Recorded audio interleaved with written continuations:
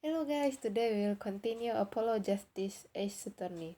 So in the last video, we're in the part where Apollo raised an objection to the witness and Clavier decided to object our objection. Okay, now we'll continue. Save point. Yes.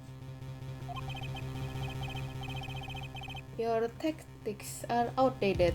Trying to shake the witness by objecting to trifles? Surely you haven't forgotten the fatal wound your master suffered 7 years ago? Phoenix, right? Was it? Look, I know the wound was in the wrong place according to this testimony. Hey, her forehead. Forehead? Let us imagine you are walking through the park. You see two men facing each other, one with a pistol trained on the other. What would you do? Her forehead? Well, I guess I would try to stop them. I probably shout, "Stop!" And you, Fräulein? Me? Well, I probably scream, "Eee!" And you, her stickler? What did you shout? I wonder. Ah! If the victim turned his head at the last moment. Oof. Ah yes, thank you for jogging my memory. It sounds like an addendum to the testimony is required. A night in the park too. As soon as the killer raised his pistol, I took action. Cease this at once, you two! I cried with composure. The victim turned in the direction of my voice, and a shot rang out. Whereupon our cowardly killer, the defendant, appeared to have become frightened. Tossing the pistol aside, he fled from the scene.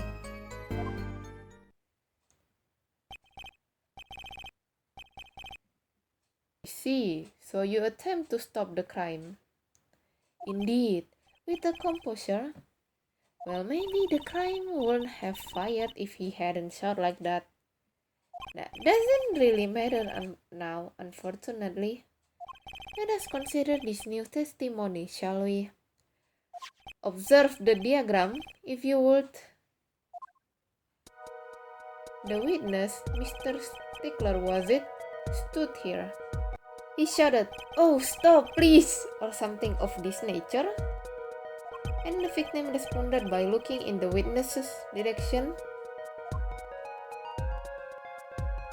If the killer were to have fired at just that moment, as we can see, the bullet would have struck the right temple as in the report. That does seem to be the case. Witness the power of a junior in Ivy University's Department of Science.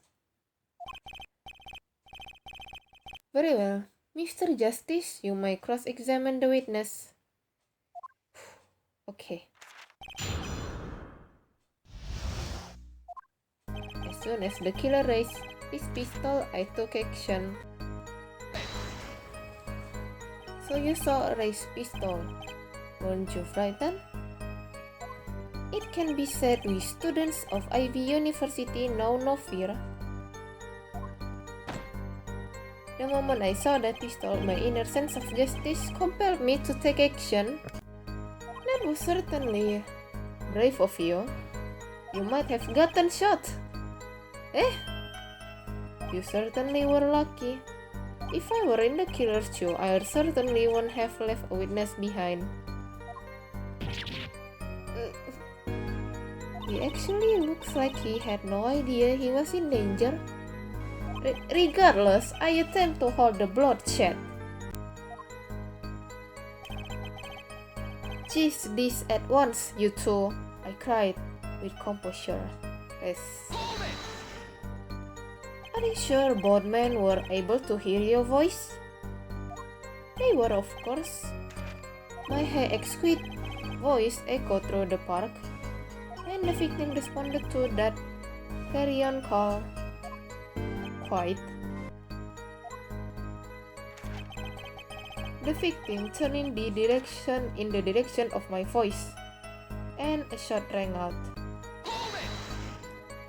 Did you hear the gunshot at the same time as the victim turned? Indeed, I would say about the same time to be precise. And the victim didn't ask you for help? It can be said that he didn't have time to ask. He didn't even have time to take a single step.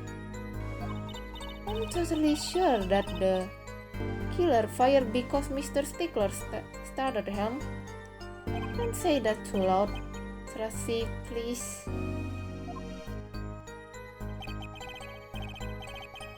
Whereupon now would cowardly killer, the defendant appeared to have become frightened, pressed. Can you describe the killer's action more clearly? He seems quite surprised, especially considering that it was he who did the deed. As we can see, human psychology is a tangled web indeed.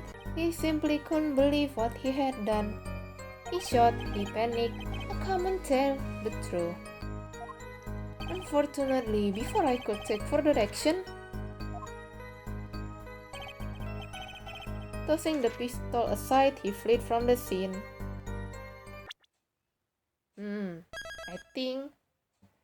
I think there is something wrong because if I the killer, I will bring the pistol with me because if not, it will become the evidence. But okay. Press. You didn't try to apprehend the criminal? It all happened so fast, I'm afraid I hadn't the time.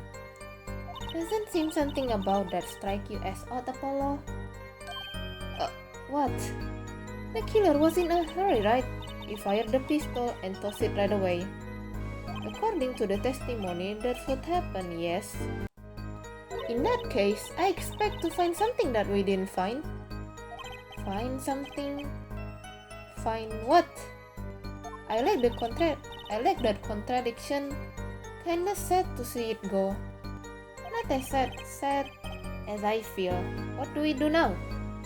At least the testimony is getting a little clearer. She's right, maybe I can find something to use in this new testimony.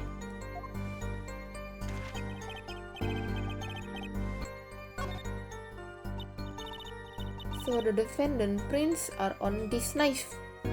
That would mean he was here the night of the crime. That's what I call a refutable scientific evidence. Neat. Not so what neat when it happens to be evidence against our clients. Oh, don't point that thing at me. Don't worry, I can handle myself around guns. Magic guns at least, the ones that pigeons come out of. Very assuring. Okay, now I will present this. Present. Wait a second. Another misleading request. Yet you so beholden to your own mode of discourse, you can see how it affects you. Come again? Wait a second, you say? A second? Are we intended to wait just that a single second, 1/60th of a minute?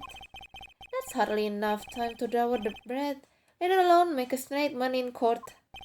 How had you asked for a longer period of time, say? Mr. Justice? Yes, Your Honor. Am I to understand you are objecting to the length of a second? Yes, I mean no. Here, just look at the pistol. It doesn't have a single fingerprint on it.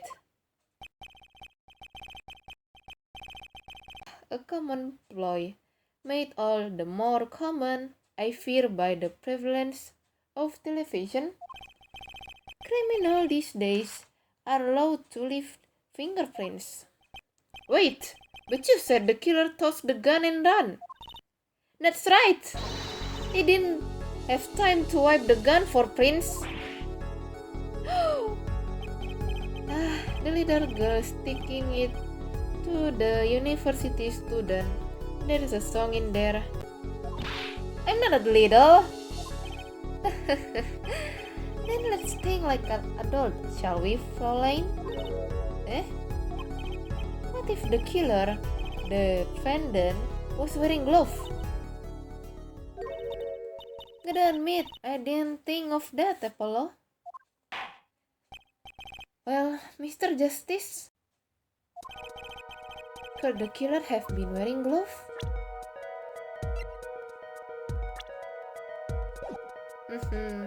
Okay, that's it for today's guys. Bye-bye.